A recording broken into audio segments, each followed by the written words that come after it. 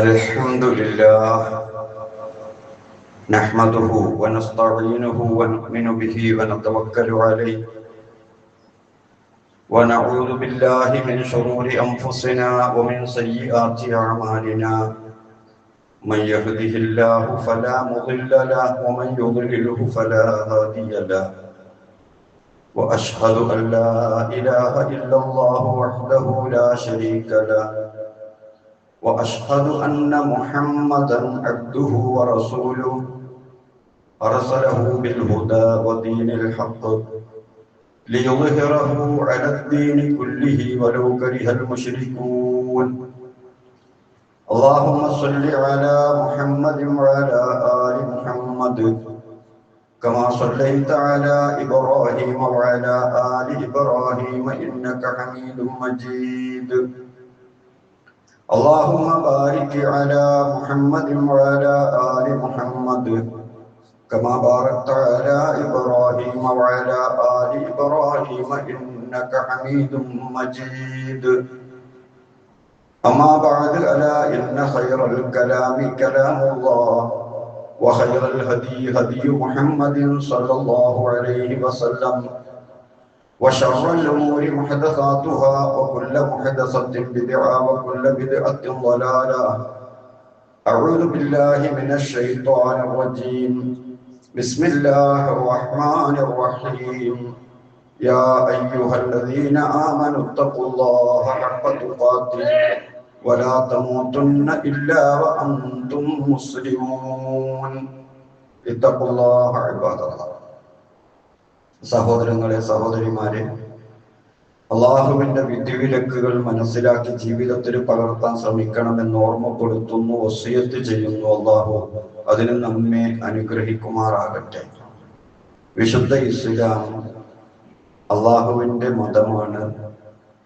ലോകത്ത് ഒരുപാട് മതങ്ങൾ വേദഗ്രന്ഥങ്ങളുടെ അടിസ്ഥാനത്തിൽ തന്നെ തുടങ്ങിയിട്ടുണ്ട്. പക്ഷേ പിൽക്കാലത്ത് വികൃതമാക്കപ്പെട്ടതിൻ്റെ പേരിൽ അതിൻ്റെ അന്തസത്ത ചോർന്നുപോയി എന്ന് നമുക്കറിയാം. ഇസ്ലാമിന്റെ ഇസ്സത്ത് ഇന്നും നിലനിൽക്കുന്നത് ഒരു മാറ്റത്തിരുത്തലുകളും അതിൽ നടത്തപ്പെടാത്തത് കൊണ്ടാണ്.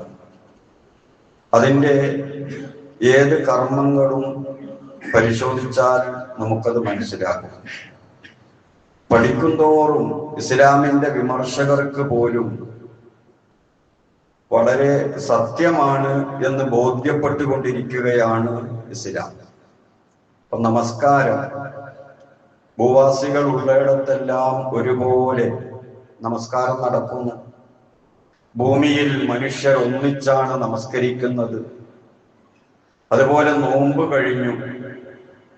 ഭൂവാസികൾക്കെല്ലാം നോമ്പായിരുന്നു. മുസ്ലിമീങ്ങൾ എല്ലാവരും നോമ്പെടുത്തു.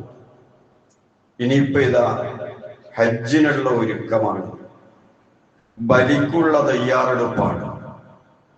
ലോകത്തെവിടെയും മുസ്ലിമീങ്ങൾ ബലിയറക്കുന്നു. ഏറ്റവും നല്ല മാംസം മോഹവില കൊടുത്ത് ഒരുവിനെ വാങ്ങി അള്ളാഹുവിന്റെ മാർഗത്തിൽ ബലിയറുത്ത് ആളുകൾക്ക് നൽകുന്ന സമ്പ്രദായം. ബലിക്ക് മനുഷ്യനോളം പഴക്കമുണ്ട്. പല മതങ്ങളിലും ബലിയുണ്ട്. പക്ഷെ പിൽക്കാലത്ത് പലതും വികൃതമാക്കപ്പെട്ടതുപോലെ തന്നെ ബലിയും മാറ്റിയതാണ്. ആടിന് പകരം കുമ്പളമാക്കി, പച്ചക്കറികളാക്കി. എന്നാൽ ഇന്നും പ്രാദേശികമായി പല മതങ്ങളിലും അത് നിലനിൽക്കുന്നതായി നമുക്ക് കാണാൻ കഴിയും. പക്ഷേ അതിൻ്റെ മാംസവിതരണം ദൈവങ്ങളെ പ്രീതിപ്പെടുത്താനും അതല്ലെങ്കിൽ മതത്തിന്റെ ആചാര്യന്മാർക്ക് വീട്ടിൽ കൊണ്ടുപോകാനും ഒക്കെയായി പരിമിതപ്പെടുത്തിയപ്പോ ഇസ്ലാം വളരെ വ്യക്തമായി ജനങ്ങൾക്കുള്ള മാംസവിതരണമായി അതിന്നും തുടർന്നു കൊണ്ടിരിക്കുകയാണ്. ഖുർആനിൽ നമുക്ക് കാണാൻ കഴിയും, ഇന്നാ അഅ്തൈനാക്കൽ കൗസർ, തീർച്ചയായും ഒരുപാട് അനുഗ്രഹം ഹൗലുൽ കൗസർ അടക്കമുള്ള നിരവധി അനുഗ്രഹം, മക്ക വിജയമടക്കമുള്ള വലിയ അനുഗ്രഹങ്ങൾ ഇതാ താങ്കൾക്ക് നാം നൽകിയിരിക്കും. അതുകൊണ്ട് ഫസ്വല്ലി ലിറബ്ബിക വൻഹർ, നീ നിന്റെ നാഥന് മാത്രം നമസ്കരിക്കണം, നിന്റെ നാഥന് മാത്രം ബലിയർപ്പിക്കണം. അഥവാ മക്കം താങ്കളുടെ കയ്യിൽ കിട്ടിയാൽ എന്ത് ചെയ്യണമെന്ന് നേരത്തെ അള്ളാഹ് പറഞ്ഞു കൊടുക്കുക.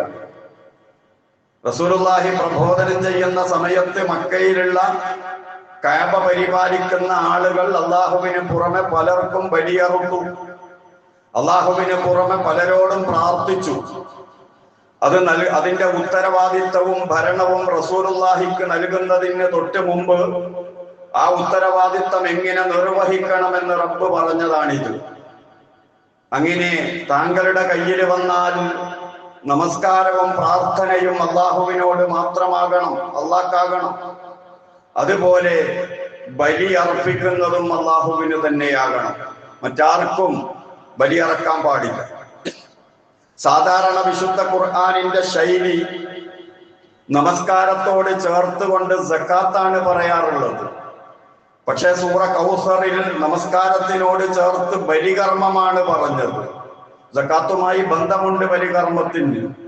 മക്കയിലും ലോകത്തെമ്പാടുമുള്ള മുസ്ലിങ്ങൾ പാർക്കുന്ന ഇടങ്ങളിലുമെല്ലാം നേരത്തെ സൂചിപ്പിച്ചതുപോലെ മാംസവിതരണമാണ്, ഭക്ഷ്യവിതരണമാണ് ഉളുഹിയ്യത്തിലൂടെ നടക്കുന്നത്.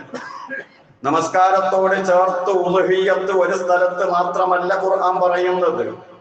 ഇന്ന സ്വലാത്തി വനുസുക്കി വമഹയായ വമമാതി, ഖുർആനിൽ നമുക്ക് കാണാം. എന്റെ നമസ്കാരം, എന്റെ നുസുക്ക് എന്ന വാക്കിന്റെ ഒരു തഫ്സീർ എന്റെ ബലികർമ്മം എന്നാണ്. എല്ലാ ആരാധനകളും എന്നതിന് അർത്ഥമുണ്ട്. പ്രധാനമായും മുഫസ്സിറുകൾ എടുത്തു പറയുന്നത് കാണാൻ കഴിയും, എന്റെ ബലികർമ്മവും അല്ലാഹുവിന് തന്നെയാണ്. അതുപോലെ തന്നെ മനുഷ്യന്റെ തുടക്കത്തിലുള്ള ബലിയെ സംബന്ധിച്ച് ഖുർആൻ സൂചിപ്പിക്കുന്നത് കാണാം. വത്തുലു അലൈഹിം, അവർക്ക് കഥ പറഞ്ഞു കൊടുക്കണം, ഓതിക്കൊടുക്കണം. നബഅബ്നൈ ആദമ ബിൽ ഹഖ്, ആദമിന്റെ 2 മക്കളുടെ വർത്തമാനം. ഇത് ഖർറബാ ഖുർബാനൻ, അവർ 2 പേരും ഒരു ഖുർബാന നടത്തി. എന്താണ് ഖുർബാന? ബലിയാണ്, അതല്ലെങ്കിൽ വഴിപാടാണ്, ഏതോ ആകട്ടെ. അന്നത്തെ ബലിക്കായിരുന്നു ഖുർബാൻ എന്ന് പറഞ്ഞിരുന്നത്. ഫതുഖബ്ബില മിൻ അഹദിഹിമാ വലം യുതഖബ്ബൽ മിനൽ ആഖർ, ഒരാളുടേത് സ്വീകരിക്കപ്പെട്ടു, മറ്റാളുടേത് സ്വീകരിക്കപ്പെട്ടില്ല. സ്വീകരിക്കപ്പെടാത്ത ആള് അദ്ദേഹം പറഞ്ഞു ലാ അഖ്തുലന്നക, നിന്നെ ഞാൻ കൊല്ലും. ഖുർആൻ നമുക്ക് അസൂയയിൽ നിന്ന് തുടങ്ങിയ കൊലപാതകത്തിന്റെ കഥ പറഞ്ഞു തരുന്നത് ഈ ബലിയോടനുബന്ധിച്ചാണ് എന്ന് നമുക്ക് മനസ്സിലാക്കാൻ സാധിക്കും. അതുപോലെ ബലിയെ സംബന്ധിച്ച് വിശുദ്ധ ഖുർആനിൽ മറ്റിടങ്ങളിലും പരാമർശമുണ്ട്. ഖലീലുല്ലാഹി ഇബ്രാഹിം അലൈഹിസ്സലാം സ്വന്തം മകനെ അറുക്കാനുള്ള കൽപ്പന നിറവേറ്റുകയും അങ്ങനെ അറുക്കാൻ കഴിയാതെ അല്ലാഹു അതിൽ നിന്ന് തടഞ്ഞപ്പോൾ അല്ലാഹു പറഞ്ഞത് വഫദൈനാഹു ബിദിബ്ഹിൻ അളീം, ഒരു മഹത്തായ ഉരുവിനെ അല്ലാഹു തആല ഇബ്രാഹിം അലൈഹിസ്സലാമിന് കൊടുത്തു. സ്വർഗത്തിൽ നിന്ന് ഒരാടിനെ കൊണ്ടുവന്ന് ജിബ്രീല് കൊടുത്തിട്ട് അതിനെ അറുത്തിട്ടാണ് മില്ലത്ത് ഇബ്രാഹിമിൽ ബലിയുടെ തുടക്കമുണ്ടായത് എന്ന് ഖുർആൻ തന്നെ നമുക്ക് പറഞ്ഞു തരികയാണ്. ഏതായിരുന്നാലും പരിശുദ്ധ ദീനുൽ ഇസ്ലാമിൽ ഒരു മാറ്റത്തിരുത്തലുകൾക്കും വിധേയമാകാതെ ഇന്നും തുടർന്നു കൊണ്ടിരിക്കുന്ന അതിമഹത്തായ ഒരു കർമ്മമായി ബലി തുടരുകയാണ്. വലിയ സംതൃപ്തിയോടുകൂടി, വിലയൊന്നും സ്വീകരിക്കാതെ, നിബന്ധനകൾക്ക് വിധേയമായി, ഒരാചാരമായിട്ടല്ല, ഒരാരാധനയായി, അള്ളാഹുവിന്റെ പ്രീതിക്കായി, വളരെ ഇഷ്ടത്തോടുകൂടി ആളുകൾക്ക് മാംസം നൽകുന്ന ഏറ്റവും സുന്ദരമായ ഈ ആചാരം, ഈ ഇബാദത്ത് ലോകത്ത് ഒരു മതങ്ങളിലും നമുക്ക് കാണാൻ കഴിയില്ല. ഒരേ സമയം, ഏതാണ്ട് ഒരേ സമയം തന്നെ ലോകത്ത് ഇത് നടക്കുകയാണ്. അത് തന്നെ നേരത്തെ സൂചിപ്പിച്ചതുപോലെ പുരോഹിതന്മാർക്കോ അതല്ലെങ്കിൽ ദേവന്മാർക്കോ ഉള്ളതല്ല, ജനങ്ങൾക്കുള്ളതാണ്. തഖ്വ അള്ളാഹുവിന്. അങ്ങനെയാണ് ബലിയെ സംബന്ധിച്ച് അള്ളാഹ് പറയുന്നത്. തഖ്വ അള്ളാഹ്ക്ക് കൊടുക്കുക, മാംസം ജനങ്ങൾക്ക് കൊടുക്കുക. അറിവ് നടത്തുന്ന ആളുകൾ അള്ളാഹുവിൽ നിന്ന് കൂലി വാങ്ങുക. ലൻ യനാലല്ലാഹ ലുഹൂമുഹാ വലാ ദിമാഉഹാ. അള്ളാഹുവിന് അതിന്റെ രക്തം വേണ്ട, അതിന്റെ മാംസവും വേണ്ട. വലാകിൻ യനാലുഹു തഖ്വ മിൻകും. നിങ്ങളുടെ തഖ്വയാണ് അള്ളാഹുവിന് വേണ്ടത്. അതായത് നമ്മൾ ചെയ്യുന്ന ഇബാദത്തുകൾക്ക് ശരീരമുണ്ട്, ഇബാദത്തിന് റൂഹുണ്ട്. ഇബാദത്തിന്റെ ശരീരമാണ് അതിന്റെ രൂപം. അപ്പൊ നമ്മൾ നമസ്കരിക്കുകയാണെങ്കിൽ നമസ്കാരത്തിന്റെ സുജൂദ്, റുകൂഅ്, നിൽക്കൽ പോലുള്ളത് അതിന്റെ രൂപമാണ്, അതിന്റെ നിസ്കാരത്തിന്റെ ശരീരമാണ്. അതിനൊരു റൂഹുണ്ട്. ആ റൂഹാണ് ഖുശൂ, ഭക്തി. ഖുശൂ ഇല്ലാതെ നമസ്കരിച്ചാൽ ജീവനില്ലാത്ത ശരീരമാണത്. അതുപോലെ തഖ്വയില്ലാത്ത ബലി അത് ജീവനില്ലാത്ത ശരീരമായി മാറും. അള്ളാഹുവിന് വേണ്ടത് തഖ്വയാണെന്ന് വളരെ വ്യക്തമായി അള്ളാഹു തആല പറയുകയാണ്. അഥവാ ബലിക്കെതിരെ ഇന്ന് നമുക്ക് ഇസ്ലാം മതത്തിന്റെ ഉള്ളിലും പുറത്തും ചില വിമർശനങ്ങളൊക്കെ കേൾക്കാൻ കഴിയുന്നുണ്ട്. അകത്തുള്ള ആളുകൾ തന്നെ വലിയ ബുദ്ധിമാന്മാരായി അള്ളാഹുവിനേക്കാൾ കൂടുതൽ കാര്യം മനസ്സിലാക്കിയ ചില ആളുകളായി ചമഞ്ഞ് അവര് പറയും, എന്ത് ലക്ഷക്കണക്കിന് രൂപ ചെലവാക്കിയിട്ട് അറുത്ത് തള്ളിയിട്ട് എന്താ കാര്യം, അതുകൊണ്ട് വീടുണ്ടായി കൊടുക്കുക, പാവങ്ങളെ സഹായിക്കുക, ഇതൊക്കെയല്ലേ വേണ്ടത്. ചാരിറ്റി പ്രവർത്തനങ്ങൾ. ചാരിറ്റി പ്രവർത്തനത്തിന് സൂറ മാഊനുണ്ട്. അത് ഇസ്ലാമിന്റെ പുറത്തുള്ളതല്ല. അതെങ്ങനെ ചെയ്യണം എന്ന് ഇസ്ലാം വളരെ വ്യക്തമായി പറയുന്നുണ്ട്. ബലികർമ്മം നിർവഹിക്കുവാൻ കൗസർ പോലുള്ള നേരത്തെ ഓതി വെച്ച നിരവധി ആയത്തുകൾ ബലിയെ സംബന്ധിച്ച് അള്ളാഹു പറയുന്നുണ്ട്. അത് ആ വഴിക്ക് നടക്കണം. ചാരിറ്റി പ്രവർത്തനങ്ങൾ അതിന്റെ വഴിക്ക് നടക്കണം. അല്ലാതെ നമുക്ക് നല്ലതാണ് എന്ന് തോന്നിയതല്ല ഇസ്ലാം. അങ്ങനെ അല്ലാത്തത് കൊണ്ടാണ് മറ്റു മതങ്ങളിൽ നിന്ന് വ്യത്യസ്തമായി ഇസ്ലാമിനും നിലനിൽക്കുന്നത്. മറ്റു മതങ്ങളിൽ ഓരോരുത്തർക്ക് തോന്നിയത് അതനുസരിച്ച് കാര്യങ്ങൾ നടത്തിയപ്പോ അതൊക്കെ പ്രാദേശികമായി. ഇത് ലോകാടിസ്ഥാനത്തിൽ ഒരുപോലെ നിലനിൽക്കുന്നത്, ഇതിന്റെ ആസൂത്രണവും ഇതിന്റെ നിയന്ത്രണവും അള്ളാഹുവിങ്കലാണ്. റസൂലുള്ളാഹി സ്വല്ലല്ലാഹു അലൈഹി വസല്ലമ എങ്ങനെയാണോ നടപ്പിൽ വരുത്തിയത് അതുപോലെ ആളുകൾ കൊണ്ടുകാണിക്കുന്നത് കൊണ്ടാണ്. റസൂൽ സ്വല്ലല്ലാഹു അലൈഹി വസല്ലമ പറഞ്ഞ കഴിവുള്ളവൻ, ബലിയിറക്കാൻ കഴിവുള്ളവൻ അത് നിർവഹിക്കാതെ പെരുന്നാൾ നിസ്കാരത്തിന് തന്നെ വരണമെന്നില്ല. ആ രൂപത്തിൽ ഗൗരവത്തിൽ റസൂൽ സ്വല്ലല്ലാഹു അലൈഹി വസല്ലമ പറഞ്ഞുവെങ്കിൽ ഒരു പേരിന് അങ്ങ് അറുക്കാനുള്ളതല്ല എന്ന് കൂടി അത്തരം ഹദീസുകളിൽ നിന്ന് നമുക്ക് മനസ്സിലാക്കാൻ സാധിക്കും. ഒരു കച്ചവടമാണിത്. അള്ളാഹുവുമായിട്ടാണ് കച്ചവടം നടത്തുന്നത്.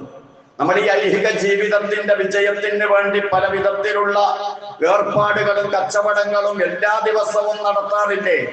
എന്നാൽ വർഷത്തിൽ ഇതുപോലുള്ള ചില പ്രത്യേക സാഹചര്യങ്ങളിൽ പടച്ചവനുമായിട്ടൊരു കച്ചവടം നടത്തുക. ഒരു മൃഗത്തെ നല്ലോണം വളർത്തി അതല്ലെങ്കിൽ മോഹവില കൊടുത്ത് വാങ്ങി അത് അള്ളാഹ്ക്കങ്ങ് വിൽക്കുകയാണ്. അതിന്റെ കൂലി അള്ളാഹ് തരും. ചില ആസാറുകളിലൊക്കെ കാണുന്നത് രോമത്തിന്റെ എണ്ണം കണ്ട് പാപങ്ങൾ പൊറുക്കപ്പെടും എന്നൊക്കെ ചില സഹാബാക്കൾ പറഞ്ഞതായി നമുക്ക് കാണാൻ കഴിയും. എന്നാൽ ഇസ്ലാമിന്റെ പുറത്തുള്ള ആളുകൾ ഇതിനെ വിമർശിക്കാറുള്ളത് മൃഗസ്നേഹം മുന്നിൽ വെച്ചുകൊണ്ടാണ്. ജീവനുള്ള സാധനത്തിന്റെ ജീവൻ കളഞ്ഞുകൊണ്ടാണോ എന്ന രൂപത്തിൽ. ബലികർമ്മമല്ലാത്ത വിധത്തിൽ ഒരു വർഷം എത്ര മൃഗങ്ങളെയാണ് അറുക്കപ്പെടുന്നത് നമ്മുടെ രാജ്യത്ത് തന്നെ. ആർക്കതൊന്നും യാതൊരു പ്രശ്നവുമല്ല.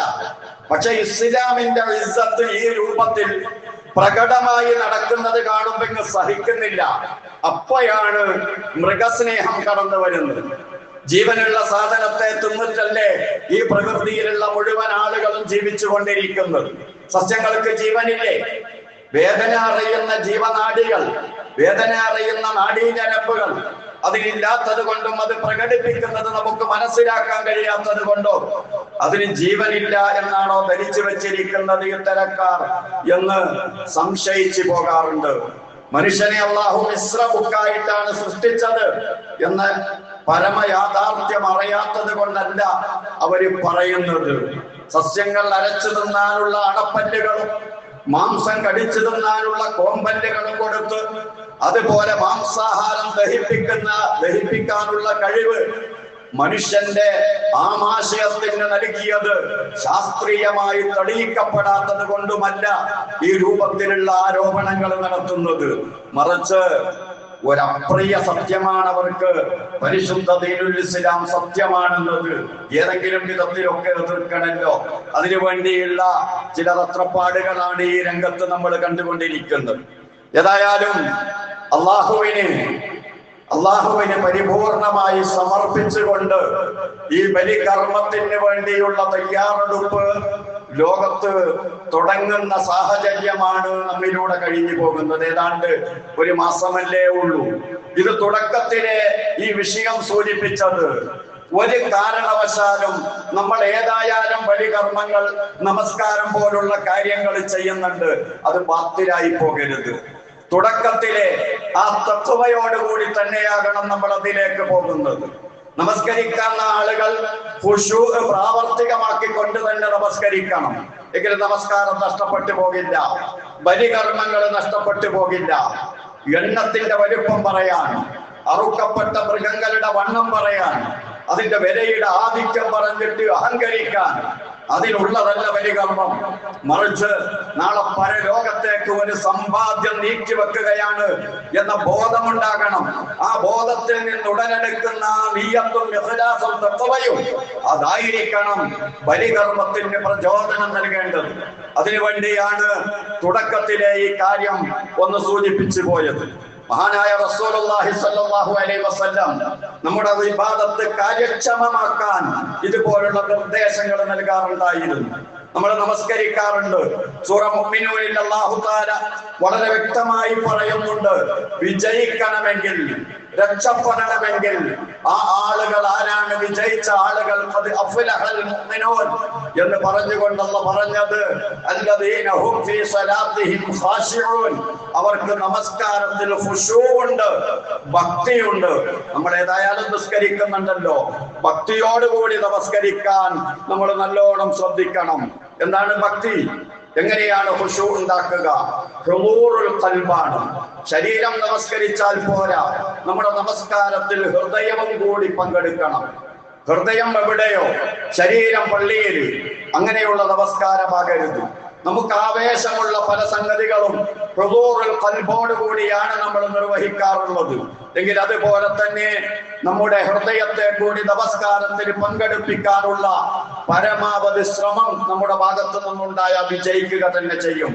ഏതായാലും ഈ പണി ചെയ്യുന്നുണ്ടല്ലോ, നമസ്കരിക്കാറുണ്ട്, അത് ഒരു കൃത്യമായ രൂപത്തിൽ ഖുശൂവോടുകൂടി ഭക്തിയോടുകൂടി തന്നെ ആക്കിയെടുക്കാൻ പരിശ്രമിക്കുക.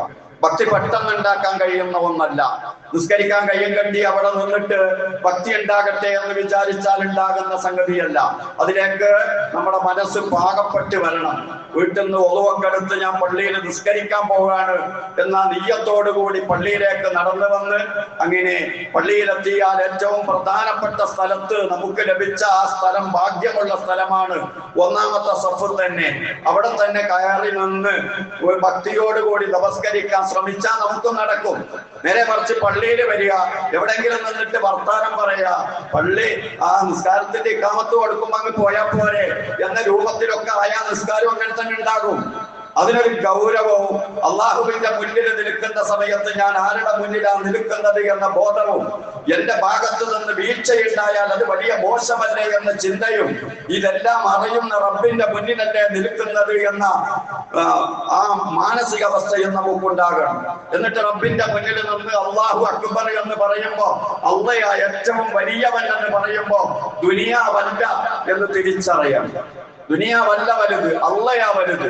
അള്ളാന്റെ മുന്നിൽ അല്ലാഹു അക്ബർ എന്ന് പറഞ്ഞിട്ട് അങ്ങ് കുനിയുമ്പോ, റുക്കൂഅ് ചെയ്യുമ്പോ അല്ലാഹുവാണ് ഏറ്റവും വലിയവൻ. അതുകൊണ്ട് തന്നെ ഞാനിതാ ആ റബ്ബിന്റെ മുന്നിൽ കുനിഞ്ഞു നിൽക്കുന്നു, ഞാനിതാ ആ റബ്ബിന്റെ മുന്നിൽ കുമ്പിട്ട് നിൽക്കുന്നു, ഞാനിതാ ആ റബ്ബിനോട് എന്റെ കാര്യങ്ങൾ പറയുന്നു.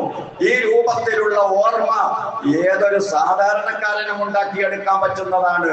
അതിന്റെ പുറമെ ചൊല്ലിപ്പറയുന്നതിന്റെ ആശയങ്ങളും അർത്ഥമൊക്കെ മനസ്സിലാക്കിയാൽ കുറച്ച് കൂടുതലായി നമുക്ക് ഖുശൂ ഉണ്ടാക്കിയെടുക്കാൻ കഴിയും. അങ്ങനെ ബലികർമ്മത്തിലാകട്ടെ, അതിനോട് ചേർത്ത് പറഞ്ഞ നമസ്കാരത്തിലാകട്ടെ, നമ്മൾ ചെയ്യുന്ന ഏതേത് ഇബാദത്തുകളിലാകട്ടെ, അതിനൊരു ഉള്ളും കാതലും കഴമ്പും ഉണ്ടാക്കിയെടുക്കാനുള്ള പ്രവർത്തനമാണ് നമ്മുടെ ഭാഗത്തു നിന്നുണ്ടാകേണ്ടത്. അതുകൊണ്ട് കാര്യമുള്ളൂ. അല്ലാഹു തആല അങ്ങനെയാണ് നമ്മളോട് കൽപ്പിക്കുന്നത്. ആ രൂപത്തിൽ ഇബാദത്ത് ചെയ്യുന്ന മുത്തഖീങ്ങളുടെ കൂട്ടത്തിൽ, മുഖ്ലിസീങ്ങളുടെ കൂട്ടത്തിൽ അല്ലാഹു നമ്മെ ഉൾപ്പെടുത്തി തരുമാറാകട്ടെ. അഖൂലു ഖൗലി ഹാദാ വഅസ്തഗ്ഫിറുല്ലാഹൽ അദീമ ലി വലക്കും വഅസ്തഗ്ഫിറുഹു അന്നി വഅൻകും വഅൻ ജമീഇൽ മുസ്ലിമീന വൽ മുഅ്മിനീന അജ്മഈന ഫസ്തഗ്ഫിറുഹു ഇന്നഹു ഹുവൽ ഗഫൂറുർ റഹീം.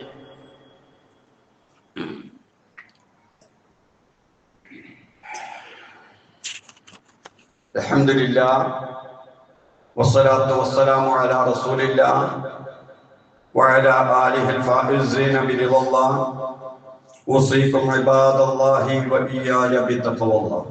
സഹോദരങ്ങളെ, സഹോദരിമാരെ, അള്ളാഹുവിന്റെ വിധിവിലക്കുകൾ കൃത്യമായി മനസ്സിലാക്കി ജീവിതത്തിൽ പകർത്താൻ ശ്രമിക്കണമെന്ന് ഓർമ്മപ്പെടുത്തുന്നു, വസിയത്ത് ചെയ്യുന്നു. അന്തരീക്ഷം നല്ല ചൂടാണ്, അത്യുഷ്ണമാണ്. നമ്മള് മക്കളെയൊക്കെ കൂടുതൽ ശ്രദ്ധിക്കേണ്ട സമയമാണ്.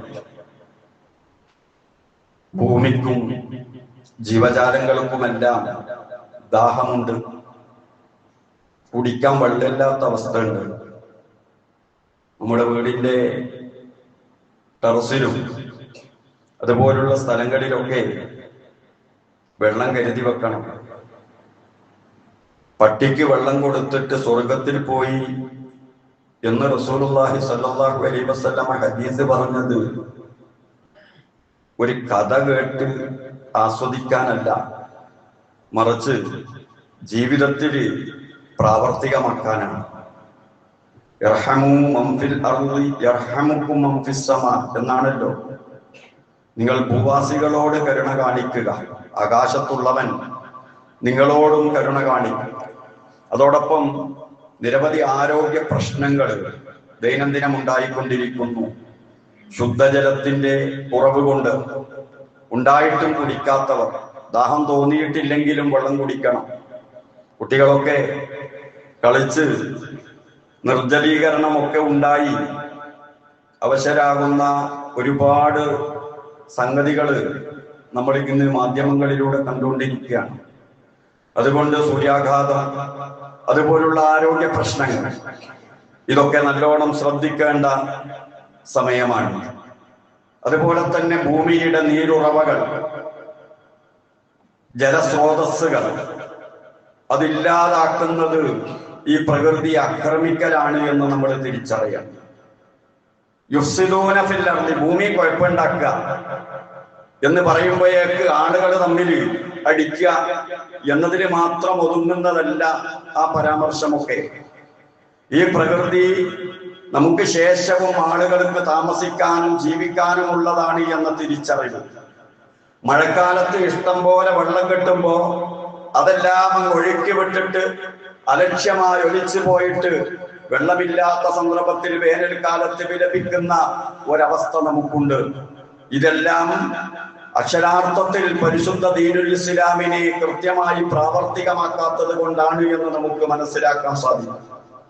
മഹാനായ റസൂലുള്ളാഹി സ്വല്ലല്ലാഹു അലൈഹി വസല്ലം വെള്ളത്തിന്റെ ദുർവ്യയത്തെ സംബന്ധിച്ച് താക്കീത് നൽകിയത് തന്നെ വുളൂ ചെയ്യുന്ന സമയത്ത് 4 വട്ടം കഴുകിയ സഅദിനോട് വേണ്ട അരുത്, അത് ഇസ്റാഫാണെന്ന് പറഞ്ഞപ്പോ വുളൂവിലുമുണ്ടോ ഇസ്റാഫ് എന്ന് ചോദിച്ച റസൂലിനോട് ചോദിച്ചപ്പോ റസൂല് പറഞ്ഞത്, ഉണ്ട് സഅദേ, നീ ഒഴുകുന്ന നദീ തീരത്താണെങ്കിലും നീ ഒരു പുഴക്കരയിലാണെങ്കിലും ആവശ്യമുള്ളതേ ഉപയോഗിക്കാവൂ. ഒരു തുള്ളി ജലം പോലും പാഴാക്കി കളയരുത്. കാരണം ഇതിനൊക്കെ ആവശ്യക്കാരുണ്ട്. ജലം സംരക്ഷിക്കണം, ഇത് നമ്മുടെ ബാധ്യതയാണ് എന്ന് കൃത്യമായി പറയുന്നത് നമുക്ക് കാണാൻ കഴിയും.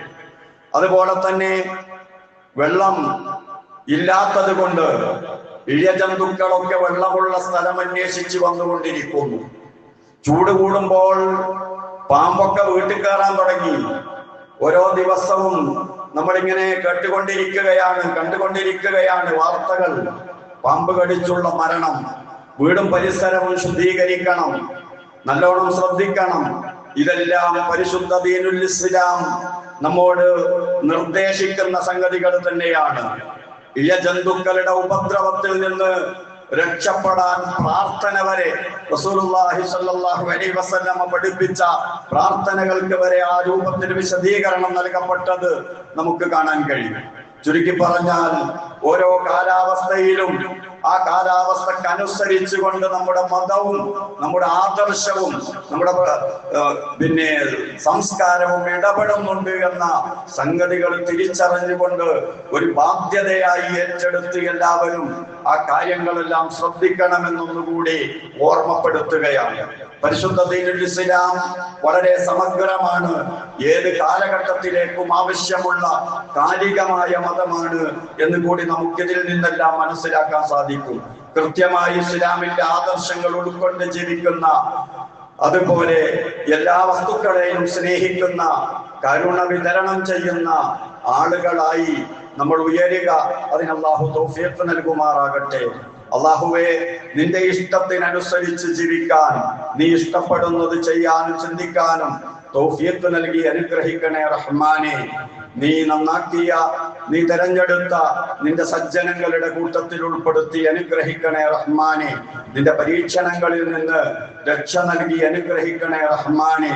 അല്ലാഹുവേ, കൊടുംചൂടിന് പരിഹാരം നൽകി അനുഗ്രഹിക്കണേ റഹ്മാനെ. നല്ല മഴ തന്ന് അനുഗ്രഹിക്കണേ റഹ്മാനെ. അല്ലാഹുവേ, ഞങ്ങളുടെ അപാകതകളെല്ലാം പുറത്ത് നീ മാപ്പാക്കി തരണേ റഹ്മാനെ. അല്ലാഹുവേ, ഹലാലായ ഉദ്ദേശങ്ങൾ പൂർത്തീകരിച്ചു തരണേ റഹ്മാനെ. രോഗികളുണ്ട്, ആരോഗ്യ പ്രശ്നമുള്ളവരുണ്ട്, വാർദ്ധക്യ സഹജമായ അസുഖം കൊണ്ട് ബുദ്ധിമുട്ടുന്നവരുണ്ട്. അല്ലാഹുവേ, നിന്റെ പ്രത്യേകമായ പരിഗണന നൽകി അനുഗ്രഹിക്കണേ റഹ്മാനെ. ആരോഗ്യം നൽകി അനുഗ്രഹിക്കണേ റഹ്മാനെ. ദീർഘായുസ് നൽകി അനുഗ്രഹിക്കണേ റഹ്മാനെ. മരണപ്പെട്ടു പോയവരുടെ ഖബറിടം സ്വർഗമാക്കണേ റഹ്മാനെ. اللهم اغفر للمؤمنين والمؤمنات والمسلمين والمسلمات الأحياء منهم والأموات. ربنا آتنا في الدنيا حسنة وفي الآخرة حسنة وقنا عذاب النار. ربنا تقبل منا إنك أنت السميع العليم وتب علينا إنك أنت التواب الرحيم. آمين برحمتك يا أرحم الراحمين.